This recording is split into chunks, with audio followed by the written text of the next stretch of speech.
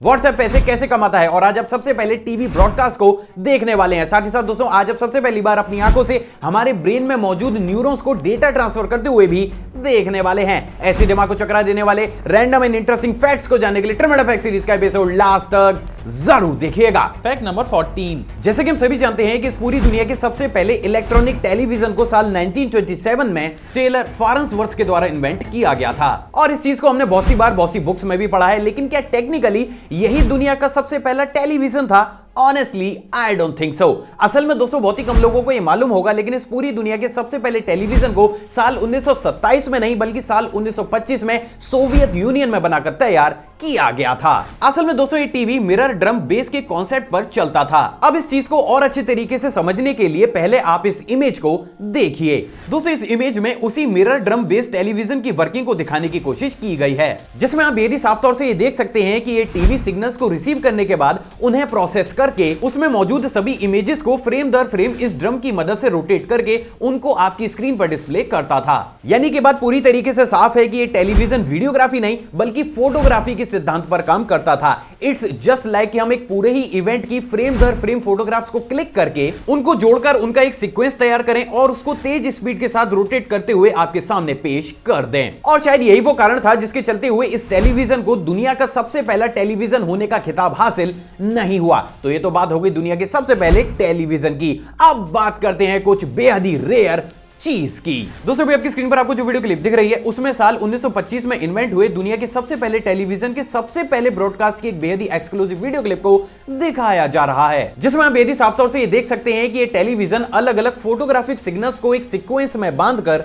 उनको तेज स्पीड के साथ रोटेट करते हुए कुछ इस तरीके से किसी भी इंसान या फिर ऑब्जेक्ट को मूव होता हुआ दिखाता था। तो आप ये कह सकते हैं कि अभी अभी आपने कुछ बेहद ही रेयर तो जरूर देखा है। Fact number 13। क्या आपको पता है कि बैकपैक दीमक जो कि यूजुअली गुयाना के रेन फॉरेस्ट में पाई जाती है वो दुनिया की एकमात्र ऐसी दीमक है जो कि एनिमी से खुद की प्रोटेक्शन करने के लिए नेचुरली एक बेहद ही यूनिक सी चीज को बनाती है। असल में दोस्तों ये दीमक अपनी बॉडी के बैक पार्ट में मौजूद एक नेचुरल बैग में कॉपर और प्रोटीन के क्रिस्टल्स को तैयार करती है, जिसके चलते हुए अगर कोई भी एनिमी इस दीमक पर हमला कर देता है तो इसकी ये थैली तुरंत ही फट जाती है और इसके अंदर भरे हुए वो क्रिस्टल्स एक छोटे ब्लास्ट की तरह बाहर आ जाते हैं। अमेजिंग बात यह दोस्तों कि इन क्रिस्टल्स में बेंजोक्विनोक्स नाम का भी एक पॉइजन पाया जाता है, जिसके चलते हुए जैसे ये क्रिस्टल्स इसकी किसी भी एनिमी की बॉडी के ऊपर गिरते हैं तो उसका एनिमी कुछ ही मिनटों में खत्म हो जाता है। और यही वो कारण है जिसके चलते हुए इस दीमक के डिफेंस मैकेनिज्म को दुनिया के सबसे ज्यादा एडवांस डिफेंस मैकेनिज्म में से भी एक मैकेनिज्म माना जाता है। तो ये तो बात हो गई इस अमेजिंग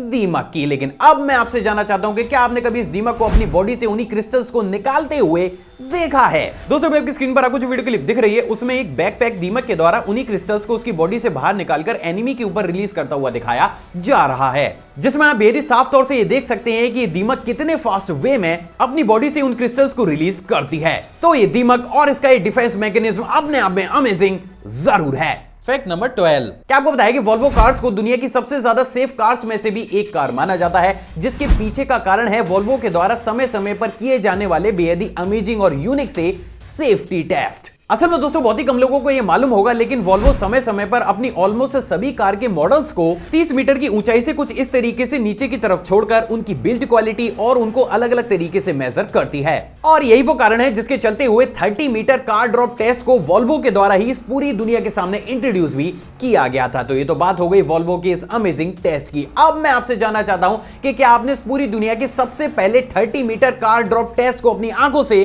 देखा है? दोस्तों भी आपकी स्क्रीन पर आपको जो टेस्ट दिख रहा है उसको इस पूरी दुनिया का सबसे पहला कार ड्रॉप टेस्ट माना जाता है, जिसको कि साल 1980 में वोल्वो के द्वारा यूएसए में कंडक्ट किया गया था। तो आप ये कह सकते हैं कि अभी अभी आपने इस पूरी दुनिया के सबसे पहले कार ड्रॉप टेस्ट को अपनी आंखों से देखा है। Fact number 11। जैसे कि हम सभी जानते हैं कि हमारे ब्रेन में बहुत बड़ी तादाद में न्यूरॉन्स बनते भी हैं और खत्म भी होते हैं। बेसिकली न्यूरॉन्स हमारे ब्रेन की प्रोसेसिंग और डेवलपमेंट के लिए काफी ज्यादा जरूरी होते हैं, क्योंकि न्यूरॉन्स ही हमारे ब्रेन में सिग्नल्स को एक जगह से दूसरी जगह ट्रांसफर करते हैं। लेकिन क्या आपको पता है कि एक टाइम पीरियड के बाद हमारे ब्रेन में मौजूद पुराने न्यूरॉन्स का खत्म होना भी काफी ज्यादा जरूरी होता है, क्योंकि दोस्तों उनकी वर्किंग एफिशिएंसी उस टाइम पीरियड तक काफी ज्यादा कम हो चुकी होती है। लेकिन क्या आपने कभी सोचा है कि आखिर हमारे ब्रेन में न्यूरॉन्स को खत्म करने का काम किसका होता है? असल में दोस्तों बहुत ही कम लोगों को ये मालूम होगा, लेकिन कोई भी न्यूरॉन एक टाइम पीरियड के बाद खुद को ही अपने आप खत्म कर लेता है, जिसको कि मेडिकल लैंग्वेज में न्यूरॉन एपोप्टोसिस के नाम से जाना जाता है। तो अब मैं आपसे दो चीजें जानना चाहता हूं। पहला, क्या आपने कभी किसी न्यूरॉन को डेटा ट्रांसफर करते हुए अपनी आंखों से देखा है? एंड सेकंड, क्या आपने किसी न्यूरॉन को खुद को ही खत्म करते हुए भी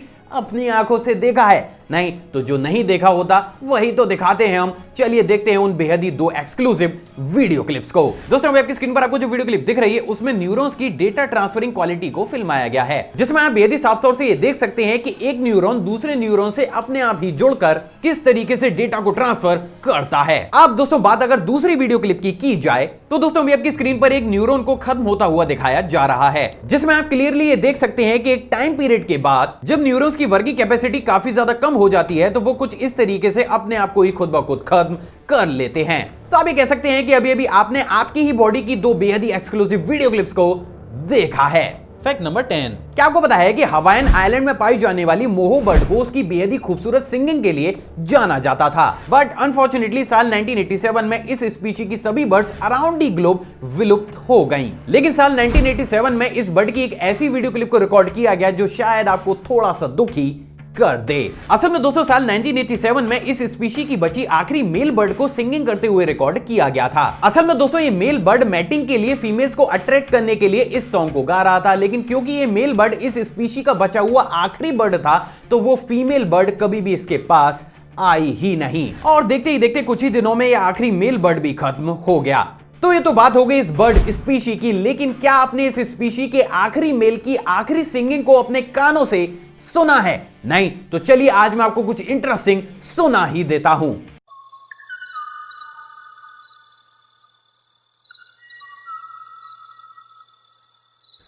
फैक्ट नंबर 9। क्या आपको पता है कि जब अंग्रेज भारत पर रूल करने आए थे तो उस समय दिल्ली में जहरीले कोबरास की तादाद काफी ज्यादा थी, जिसके चलते हुए अंग्रेजों को भारत में रहने और बिजनेस करने में काफी ज्यादा परेशानी हो रही थी, और यही वो कारण था जिसके चलते हुए अंग्रेजों ने दिल्ली में एक नई पॉलिसी को इंडियंस के सामने इंट्रोड्यूस किया। इस पॉलिसी के तहत जो भी इंडियन कोबरास को पकड़कर ब्रिटिश रूलर्स के हवाले करेगा उनको इनाम की तर्ज पर काफी मोटी धनराशि भी दी जाएगी। अब दोस्तों खुले तर्ज पर अगर इस पॉलिसी को देखा जाए तो इस पॉलिसी के तहत with in 5 to 6 month Delhi और आसपास के इलाकों से कोबरास की संख्या ऑलमोस्ट खत्म हो जानी चाहिए थी, राइट।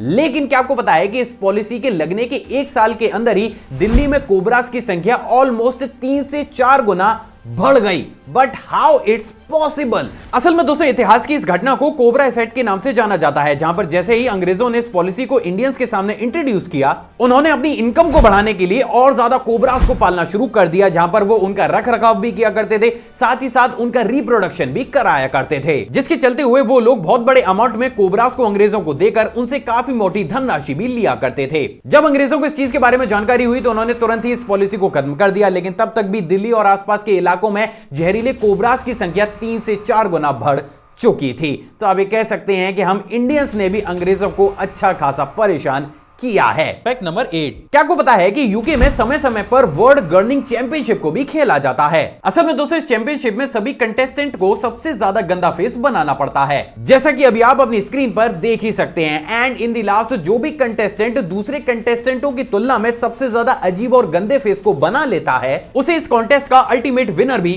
माना जाता है। अब यहाँ पर सबसे ज्यादा अमेजिंग बात यह है दोस्तों की ये चैंपियनशिप इतनी ज्यादा फेमस है कि दुनिया भर से लोग सिर्फ इसी चैंपियनशिप में पार्टिसिपेट करने के लिए समय समय पर यूके में जाते हैं। तो इस वीडियो को पॉज करके आप कमेंट करके जरूर बताइएगा कि अगर इस चीज को इंडिया में इंट्रोड्यूस किया जाए तो यहां पर इस कंपटीशन का क्या हाल होगा। Fact number 7। जैसा कि हम सभी जानते हैं कि प्रेजेंट डेट में जब भी हम अपनी शेविंग को बनवाने के लिए किसी भी बार्बर की शॉप पर जाते हैं तो हमें घंटों अपनी टर्न आने का इंतजार करना पड़ता है। लेकिन क्या आपको पता है कि ये प्रॉब्लम अभी हाल ही की नहीं बल्कि काफी ज्यादा पुरानी है, और यही वो कारण था जिसके चलते हुए बहुत ही कम लोगों को ये मालूम होगा, लेकिन इतिहास में एक बेहद ही छोटे टाइम पीरियड के लिए ग्रुप शेविंग मशीन को भी बनाकर तैयार किया गया था। दोस्तों अभी आपकी स्क्रीन पर आपको जो इमेज दिख रही है वो उसी ग्रुप शेविंग मशीन की है, जिसको कि 19th सेंचुरी के आसपास यूएसए में बनाकर तैयार किया गया था। लेकिन दोस्तों इस मशीन के साथ सबसे बड़ी प्रॉब्लम यह थी कि अपने ब्लेड के मूवमेंट्स को लोगों के फेस कट के हिसाब से एडजस्ट नहीं कर पाती थी, जिसके चलते हुए ये मशीन एक बार में 5 से 6 लोगों की शेविंग को तो बना दिया करती थी, लेकिन साथ ही साथ उनके फेस पर काफी ज्यादा कट लग जाया करते थे, और यही वो कारण था जिसके चलते हुए इस मशीन का कभी भी बड़े स्केल पर प्रोडक्शन किया ही नहीं गया। और ये मशीन इतिहास के कुछ चुनिंदा ऐसे इन्वेंशंस में से भी एक इन्वेंशन बनी जो काफी ज्यादा यूजफुल होने के साथ साथ कुछ प्रॉब्लम्स के चलते हुए पूरी ही तरीके से फ्लॉप हो गए। तो अब ये कह सकते हैं कि अभी अभी आपने इतिहास की एक बेहद ही रेयर मशीन को तो जरूर देखा है। Fact number 6। क्या आपको पता है कि क्रोएशिया में पैदा हुए फ्रेंच सेलेक को इस पूरी दुनिया का सबसे ज्यादा लकी इंसान माना जाता है। ऐसा सिर्फ इसलिए दोस्तों क्योंकि सेलेक जब 1962 में ट्रेन से ट्रेवल कर रहे थे तो वो ट्रेन ब्रिज से नीचे गिरकर नदी में डूबने लगी, जिसके चलते हुए उस ट्रेन में मौजूद ऑलमोस्ट सभी पैसेंजर्स खत्म हो गए। But on the other hand फ्रैन उस ट्रेन से बाहर आकर तैरते हुए पानी की ऊपरी सतह तक पहुंच गए। इसके बाद इन्होंने साल 1963 में सबसे पहली बार हवाई यात्रा की, लेकिन उस यात्रा के दौरान कुछ इश्यूज के चलते हुए प्लेन का दरवाजा बीच एयर में ही खुल गया और फ्रैन कुछ इस तरीके से प्लेन से बाहर बिना पैराशूट के गिरने लगे। साथ ही साथ इस घटना की वजह से वो प्लेन थोड़ी दूर जाकर क्रैश कर गया, जिसके चलते हुए इस प्लेन में मौजूद पायलट्स, क्रू मेंबर और ऑलमोस्ट सभी पैसेंजर्स खत्म हो गए। But on the other hand फ्रेन एक भूसे के ढेर पर गिर गए, जिसके चलते हुए इनकी जान बच गई। इसके बाद साल 1966 में फ्रेन बस से ट्रेवल कर रहे थे, जिसके चलते हुए वो बस भी पानी के अंदर गिर गई और फ्रेन ने एक बार फिर से बस से बाहर निकलकर पानी में तैरते हुए अपनी जान को बचा लिया। और इसी तरीके से आगे चलते हुए एक बार बस से कुचले जाने, 2 बार कार में आग लग जाने और पिकनिक मनाते समय कार का पहाड़ी से गिरते समय पेड़ को सही टाइम पर पकड़े जाने की वजह से उनकी जान बार बार बच गई। और यही वो कारण है जिसके चलते हुए दुनिया के अभी तक के एकमात्र ऐसे इंसान है जिनकी जान 7 बार 7 अलग अलग इवेंट्स में जाने से बची है।